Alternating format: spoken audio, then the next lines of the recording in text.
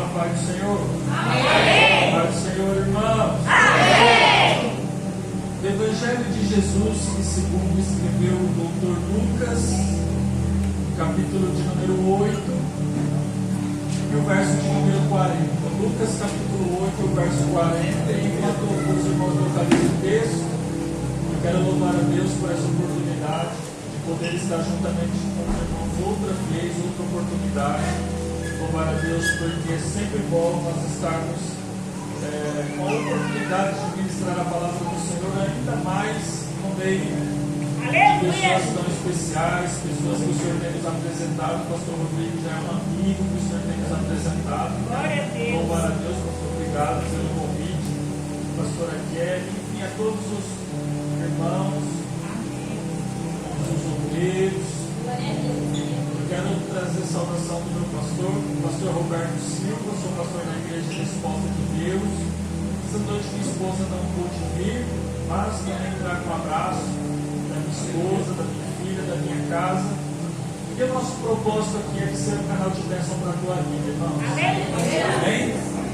Vamos ao texto, Lucas capítulo 8, e o verso de número 40. Talvez a sua tradução possa ser diferente um pouco da minha, mas o sentido do que nós iremos ver é o mesmo para todas as traduções, eu acredito que nós temos aqui nessa noite. Na minha tradução está escrito assim: e quando Jesus voltou, a multidão recebeu, porque todos estavam esperando. E um homem chamado Jairo, príncipe da sinagoga, prostrando-se aos pés de Jesus, rogou que entrasse em sua casa, porque ele tinha uma filha única com quase 12 anos de idade que estava, aleluia, ou melhor, e um homem chamado Jairo, chefe da sinagoga, prostrou-se aos pés de Jesus, rogando que fosse em sua casa, porque ele tinha uma filha única com quase 12 anos de idade e estava à beira da morte. Preste atenção nessa informação. E indo ele, a multidão comprimia. E certa mulher que há 12 anos sofria com fluxo de sangue, 12 anos sofria com fluxo de sangue, e que gastara com os médicos todos os seus haveres, sem que por nenhum deles pudesse ser curado, se aproximando por detrás de Jesus, tocou na orla das suas vestes, e imediatamente o fluxo do seu sangue se estancou. Jesus perguntou: quem me tocou? Como todos negaram, disse Pedro e os que estavam com ele: mestre, a multidão te aperta, te oprime, e tu dizes: quem me tocou? Jesus disse: alguém me tocou, porque eu senti que de mim saiu virtude. Algumas traduções está escrito: eu senti que de mim saiu poder. Então, olha essa informação: a mulher, vendo que não poderia mais se ocultar, algumas traduções está escrito esconder, se aproximou de Jesus tremendo e declarou diante dele o motivo por qual havia lhe tocado e como fora imediatamente curado. Jesus disse àquela mulher: filha, tem bom ânimo, vai em paz, porque a tua fé te salvou. Amém? Vamos fechar sua Bíblia. Aleluia, Jesus. Irmãos, eu gosto demais dos detalhes que os textos nos oferecem.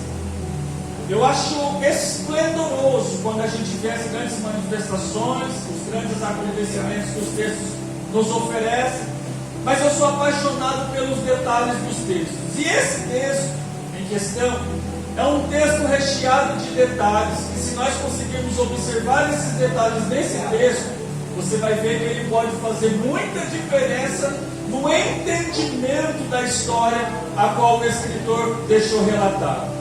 O texto começa com uma informação que eu considero importante, porque começa dizendo: quando Jesus voltou. E a primeira pergunta que eu me fiz foi: voltou de onde? Aonde ele estava? Com quem ele estava? O que ele estava fazendo? E eu fui procurar onde ele estava. Se você ler essa mesma mesma história do Evangelho de Marcos, você vai ver Jesus deixando os discípulos, e ele vai deixar os discípulos porque ele tem uma obra a ser feita numa aldeia chamada de Gadara. E aí nós vamos encontrar Jesus deixando os 12 discípulos aqui e dizendo para eles: olha, eu preciso que vocês me esperem aqui, porque eu tenho uma obra para ser feita dentro de uma aldeia chamada de Gadara. Então Jesus deixa os discípulos com uma ordem: é para vocês ficarem aqui, é para vocês me esperarem aqui. Mas aí ele vai deixar também os discípulos não só com uma ordem, mas com uma promessa. A promessa é: porque eu vou para a aldeia de Gadara, vou resolver o que eu tenho para resolver lá, só que eu vou voltar. E quando eu voltar, eu me reencontrarei com vocês. Então a ordem era essa: para vocês me esperarem aqui. A promessa era: porque eu vou, mas um dia eu vou voltar. Aleluia. É por isso que o texto diz que quando Jesus voltou, a multidão já estava o esperando. Por que estavam esperando? Porque acreditaram na palavra de promessa de Jesus. Porque acreditaram quando Jesus disse: eu vou, mas eu volto. Porque acreditaram que Jesus estava dizendo: olha, não é por muito tempo que eu vou me ausentar. Quando chegar o momento certo eu vou retornar. Que eu espero, aleluia, encontrar vocês reunidos me aguardando. Irmãos, nós temos sobre a nossa vida essa mesma promessa. Jesus disse, aleluia, num dos seus últimos sermões antes de ser assunto aos céus, que ele ia para preparar morada para a igreja, mas que, aleluia, no tempo certo ele voltaria para buscar a sua igreja. E oxalá que nós estejamos também, aleluia, como aquela multidão, esperando pelo regresso dele, esperando pela volta dele. Mas, irmãos, o que me chamou a atenção nessa história foi o motivo que atraiu Jesus para a aldeia de Gadara. Jesus não foi para a aldeia de Gadara para pregar para uma multidão. Ele não foi pregar num congresso, não foi pregar numa cruzada. Sabe o que atraiu Jesus para a aldeia de Gadara? A Bíblia diz que um jovem ficava possesso com espíritos imundos dentro da aldeia de Gadara. Aquele espírito imundo, quando tomava forma no corpo daquele jovem, ele se tornava a maior autoridade dentro da aldeia de Gadara. Se os irmãos lerem a história, vocês vão ver que o demônio, quando tomava forma, quando manifestava no corpo do jovem, levava aquele jovem para dormir nos sepulcros. Os moradores de Gadara não tinham coragem sequer de passar pelo mesmo caminho que aquele jovem estava, com medo do demônio se manifestar no jovem. E quando o demônio se manifestava, ele humilhava as pessoas, ele menosprezava as pessoas. As pessoas, segundo a história, tinham que cortar a volta para não atravessarem pelo mesmo caminho, com medo de serem humilhados. Chegou um momento que alguém teve uma ideia e disse assim: olha, quando o demônio sair do corpo desse jovem, a gente coloca algemas nele, a gente coloca ele atrás das grades, prende ele, porque assim, pelo menos quando o demônio se manifestar novamente, pelo menos ele vai estar preso, pelo menos ele vai estar algemado. Só que a história diz que quando o demônio tomava forma no corpo do jovem, ele quebrava as algemas, ele arrebentava as grades e voltava para a cidade. Chegou um momento que os moradores da cidade arrumaram um jeito de conviver com aquele problema, porque não conseguia resolver. Essa situação é caótica, irmãos, porque eu estou dizendo sobre um lugar onde a maior autoridade que habita naquele lugar é o demônio. O demônio dizia: pastor Rodrigo, hoje eu vou menosprezar aquela família. Menosprezava e ninguém parava. Se o demônio dissesse: hoje eu vou humilhar quem passar por perto de mim, ele humilhava e ninguém parava. Ou seja, um demônio era a maior autoridade dentro da aldeia de Gadara. E é por isso que eu sou apaixonado por Jesus, porque Jesus não está indo pregar para uma multidão, ele está indo porque sabe que dentro da aldeia de Gadara tem uma alma, mas que se ele ganhar aquela alma, se ele libertar aquela alma, a palavra diz que uma alma vale mais do que o mundo inteiro. Aleluia! Oh, glória! O demônio mandava, desmandava, era a maior autoridade. Jesus sai de onde ele estava, ele atravessa o mar de Tiberíades, ele chega na porta da aldeia de Gadara. E detalhe, irmãos, Jesus não precisou entrar na aldeia de Gadara. O texto diz que quando ele chega na porta da aldeia de Gadara, o demônio que estava mandando e desmandando naquele lugar reconheceu e disse: espera aí, até esse momento eu mandava e desmandava aqui dentro, eu era a maior autoridade dentro de Gadara, só que eu estou reconhecendo que uma autoridade maior do que a minha acabou de chegar nesse lugar. Eu estou reconhecendo que uma autoridade maior do que a minha autoridade acabou de chegar nesse lugar. Eu preciso ver quem é. Ele sai correndo ao encontro de Jesus, e quando se encontra com Jesus, ele já vai logo se prostrando, irmãos. Eu estou dizendo que alguém que mandava, desmandava, mas quando tomou com Jesus, ele reconheceu que a autoridade de Jesus era maior. Eu estou pregando para alguém que o diabo até tem colocado as garras em algumas áreas próximas a você, talvez dentro da tua família, talvez em alguma situação próxima a você, mas eu vim como profeta de Deus para te dizer: a autoridade do Cristo que está aqui nessa noite continua sendo maior.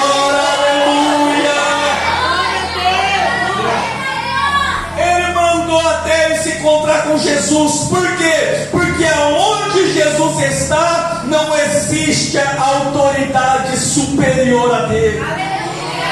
Aleluia! Jesus não precisou entrar, o demônio reconheceu: uma autoridade maior do que a minha acabou de chegar nesse lugar. Ele saiu ao encontro, ele vai se prostrando. Você conhece a história. Jesus permite que ele vai para a manada de porcos, os porcos se precipitam, Jesus liberta o jovem. E quando Jesus liberta o jovem quer voltar com Jesus. Só que Jesus diz para ele: olha, não precisa você voltar comigo, não precisa você ir comigo, mas fale aqui aonde você está, dos acontecimentos, do seu testemunho. Aleluia! Eu estou dizendo que alguém, que Deus vai fazer uma obra, e através da obra que Deus vai fazer na sua vida, pessoas que estão próximas a você vão ser alcançadas pela graça de Deus. Seja na sua casa, na tua família, porque irmão ali, a irmã levantou a mão, eu vou repetir, mas agora, aleluia, não estou profético, eu profetizo que o seu testemunho vai ganhar pessoas próximas a você. Ei, caramba, eu profetizo que o seu testemunho, quando Deus, aleluia, fizer se cumprir as promessas, vão ganhar pessoas que estão próximas a você para Jesus também. Aleluia! Jesus liberta aquele jovem. E agora ele vai voltar. Quando ele volta, é o texto que nós lemos. Quando Jesus voltou, a multidão recebeu, porque todos estavam esperando. No meio da multidão que o recebeu, o texto é categórico em dizer que um homem chamado Jairo, que era príncipe da sinagoga, chegou diante de Jesus, prostrou diante de Jesus e fez um pedido a Jesus. O pedido era: mestre, vamos comigo para minha casa, porque eu tenho uma filha única com quase 12 anos de idade, que está à beira da morte. Mas irmãos, olha que coisa linda. Antes dele dizer quem ele era, antes dele fazer o pedido que ele foi determinado a fazer, primeiro o texto diz que ele está prostrado aos pés de Jesus. Mas quem é que está prostrado aos pés de Jesus? O texto responde: é o príncipe da sinagoga. Se ele é príncipe da sinagoga, você sabe que um príncipe, ele tem autoridade. Então esse homem chamado Jairo era alguém que tinha pessoas que eram subordinadas ao seu ministério. E se ele dissesse vai, as pessoas tinham que ir. Se ele dissesse volta, as pessoas tinham que voltar. Por quê? Porque era um homem cheio de autoridade. Mas é lindo porque quando esse homem cheio de autoridade se encontra com Jesus, ele não diz que ele é príncipe primeiro, ele não diz para Jesus ir na casa dele primeiro, ele não faz nenhum tipo de, aleluia, pedido primeiro, mas antes de tudo ele primeiro se prostra. Por quê?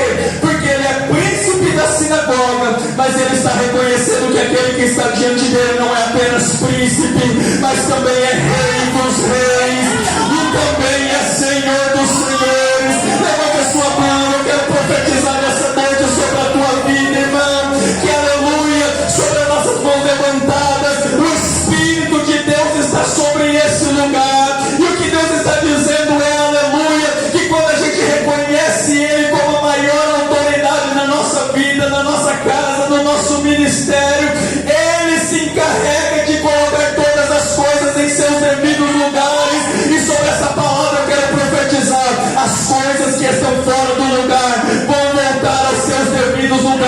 mente. Receba essa palavra nessa noite, em nome de Jesus. Aleluia! Ele está prostrado porque ele está reconhecendo: esse que está diante de mim é maior do que eu. E prostrado ele diz: mestre, Rabi, Raboni, Senhor, vamos comigo para minha casa, porque eu tenho uma filha que está precisando de ajuda. E o texto simplesmente continua dizendo que enquanto Jesus ia, ou seja, Jairo falou para Jesus: vamos. Jesus disse: vamos. Ele já estava indo. E quando ele estava indo, o texto diz que a multidão estava apertando, estava comprimindo.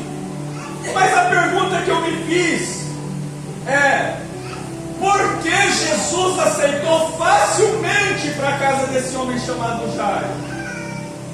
Porque analisando os textos bíblicos, eu cheguei a uma conclusão: Jesus não ia facilmente na casa de ninguém quando ele era convidado a ir. Uma mulher um dia chegou para ele e disse: mestre, vamos comigo para minha casa? Eu tenho uma filha única também, ou melhor, eu tenho uma filha que está precisando de ajuda, ela fica endemoniada, fica possessa, ela está precisando de ajuda. Jesus disse para a mulher: filha, não é lícito eu tirar os pães dos filhos e dar para os cachorrinhos. A mulher diz: eu sei, mestre, mas até os cachorrinhos comem das migalhas que caem da mesa do seu Senhor. Jesus olha para a mulher e diz: filho, quer saber de uma coisa? Nem em Israel eu encontrei uma fé desse tamanho. Parabéns pelo tamanho da tua fé. Eu não vou contigo para a tua casa, mas eu vou mandar uma palavra e a tua filha vai ficar curada. Jesus mandou uma palavra lá dentro da casa da mulher, aleluia. A palavra de autoridade de Jesus chegou e trouxe a vitória dentro da casa da mulher. Só que Jesus mandou a palavra, mas não foi. Quando ele estava indo para a casa de um centurião, ele é parado no meio da rua. Alguém diz para ele: eu não sou digno de ter o Senhor debaixo do mesmo teto. Ele disse: não é digno, então eu não vou, mas eu vou mandar uma palavra e o teu servo vai ficar curado. Ele manda uma palavra e o servo fica curado. Por que eu estou dizendo isso, irmão? Para você ver como Jesus não ia facilmente para a casa de ninguém quando ele era convidado. E eu sei que a maioria dos irmãos está lembrando do mesmo texto do que eu, está se fazendo essa pergunta: é, pastor, se Jesus não ia facilmente na casa de ninguém, por que ele foi para a casa de Zaqueu? Eu sei que tem gente que está pensando nisso, mas olha o que ele diz para Zaqueu: Zaqueu, desce depressa, porque me convém. Ou seja, eu vou na sua casa porque eu quero ir, não é porque você está me convidando. Eu decidi entrar na tua casa. Eu decidi, aleluia, entrar no meio dos seus. Eu optei, aleluia, por nesse momento entrar dentro da tua casa. Aleluia, isso aqui é profético, porque nessa noite ele decidiu entrar na tua casa. Nessa noite ele decidiu entrar no meio dos seus. Nessa noite ele decidiu te fazer, aleluia, uma visita em tua casa.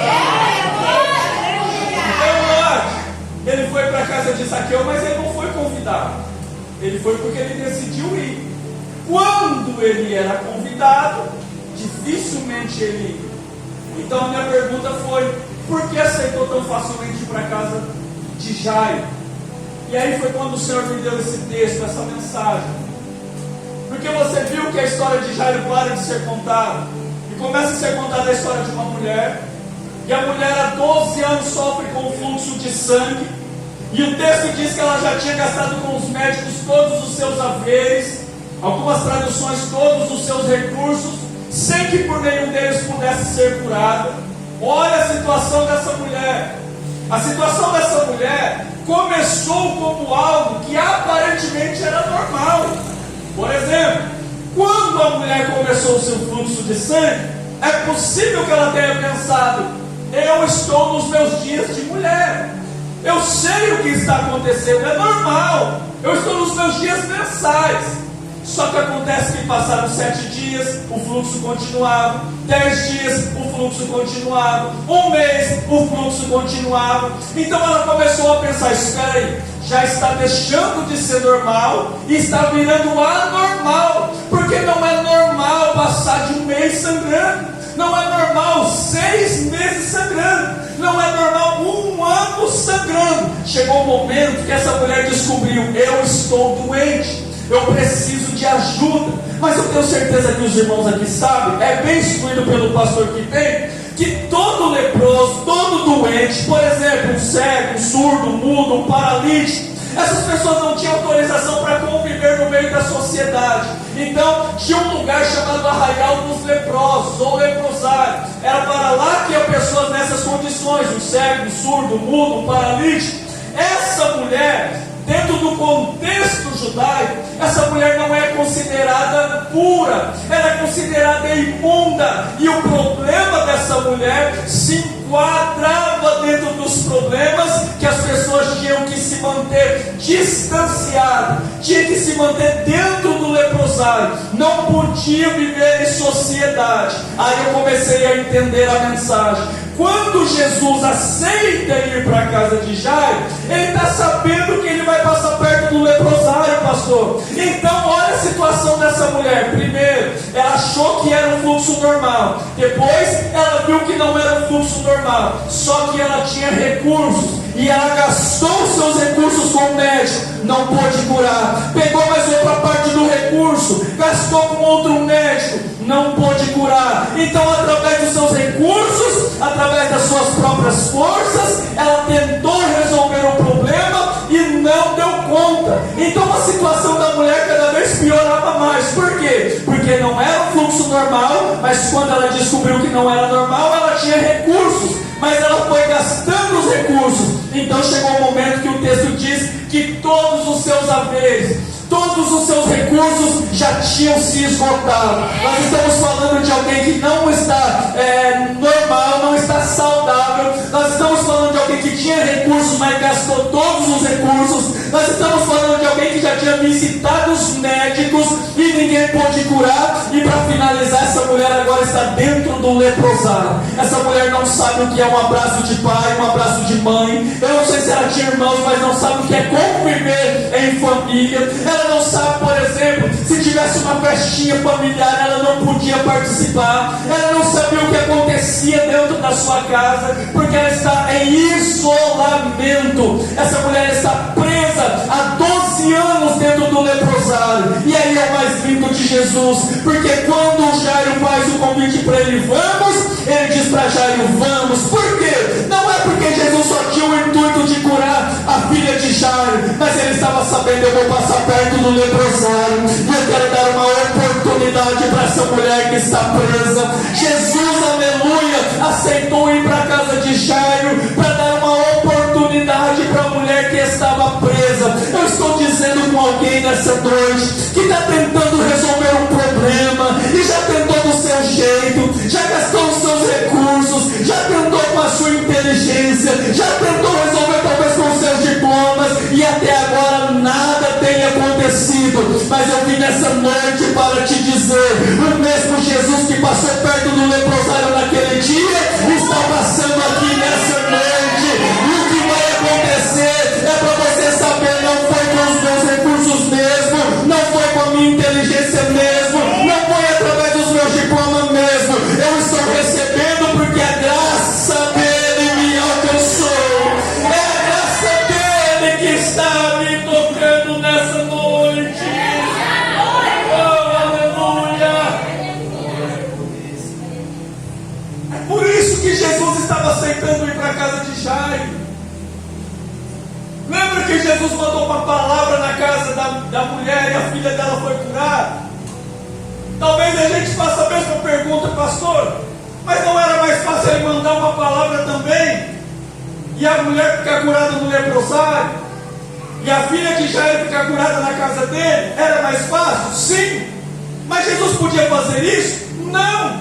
Por quê? Porque se ele manda uma palavra, assim como ele mandou para aquela mulher sirofenícia, dizendo para a mulher: lá na tua casa tua filha já está curada. Se ele diz a Jairo: Jairo, eu não vou contigo para a tua casa não, mas eu vou mandar uma palavra lá na tua casa e a sua filha vai ficar curada. A filha dele ia ficar curada, sim ou não? É claro que sim. Jairo ia saber quem curou ela, sim ou não? Sim. Mas e se ele manda uma palavra no leprosário para curar aquela mulher, a mulher ia ficar curada, sim ou não? Sim. Mas ela ia saber de onde veio a cura? Não. Então Jesus não pode fazer algo sem primeiro mostrar que é Ele que está fazendo. Por quê? Porque se aquela mulher dentro do leprosário fosse curada, ela podia atribuir a cura dela a qualquer coisa. Ela podia atribuir a cura dela a algum remédio que ela tomou. Ela podia ter atribuído a cura dela a um dia normal que ela acordou e falou: olha que bênção, hoje eu estou curada, mas sem saber a direção de onde veio o milagre. E a minha e a sua Bíblia diz, aleluia, que Deus não divide a glória dele com ninguém. É por isso que o que Ele vai fazer na sua vida não vai restar dúvidas de que é da provisão dele que você está se alimentando, de que é a provisão dele que está na tua casa, de que é a provisão dele que está te abraçando, de que é a mão dele que está estendida sobre a tua vida, aleluia. É por isso que ele não podia simplesmente mandar uma palavra lá no leprosário. A mulher ia ficar curada, mas não ia saber de onde veio a cura. Então ele está dizendo: eu preciso ir. Então ele está indo. A mulher, dentro do leprosário, teve um pensamento dizendo: se ela descobriu que Jesus estava passando próximo, ia passar. Aí ela disse: se eu tão somente tocar a orla das suas vestes, então eu ficarei curado. Olha o tamanho da fé dessa irmã. É algo fantástico, irmão.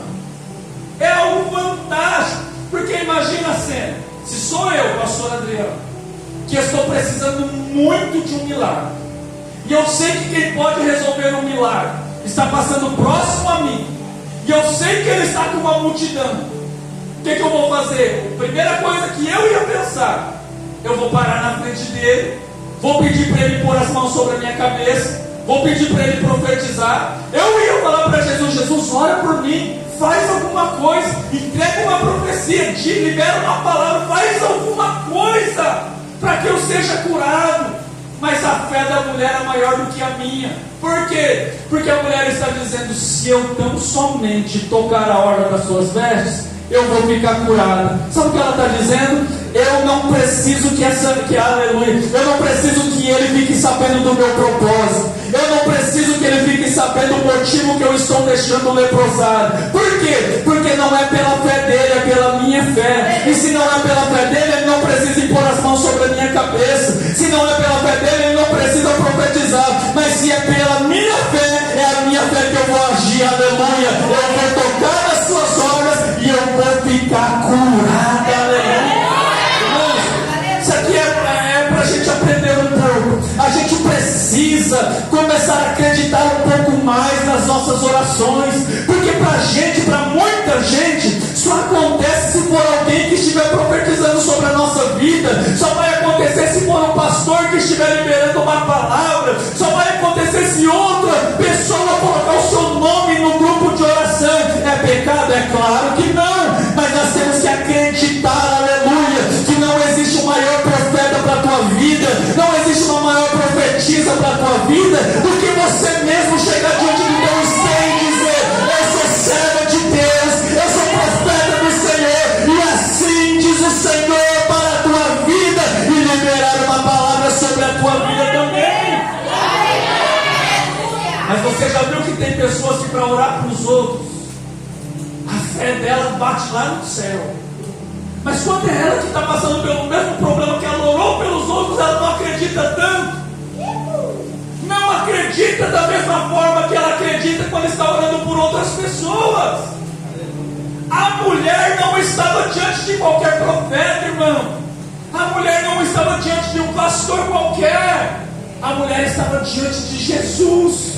E estava dizendo: eu não preciso que ele ponha as mãos sobre a minha cabeça, porque não é pela fé dele, é pela minha fé. Se eu agir a minha fé, ele não vai me frustrar.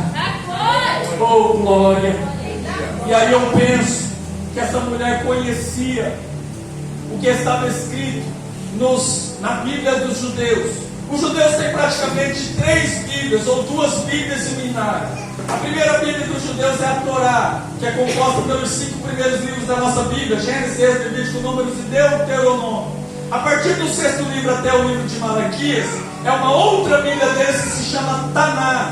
E eu acredito que essa mulher conhecia o que estava escrito na Taná. Porque quando ela diz, se eu tocar na hora das suas vestes, eu acredito que essa mulher conhecia o que estava escrito em Isaías capítulo 6. Em Isaías capítulo 6, Isaías teve uma visão com o Senhor, teve uma experiência sobrenatural. E ele começa a narrar essa experiência, dizendo mais ou menos assim: no ano da morte do rei Uzias, eu vi o Senhor assentado sobre um alto e sublime trono, e o seu séquito enchia o templo. Os serafins estavam ao lado dele, e cada um tinha 6 asas. Com 2 eles cobriam os pés, o rosto, com 2 eles cobriam os pés, e com 2 eles voavam, e clamavam uns para os outros, dizendo: Santo, Santo, Santo é o Senhor dos exércitos, e toda a terra está cheia da tua glória. Os umbrais da porta se moviam com a voz do que clamava, e a casa se encheu de fumaça. Então disse eu: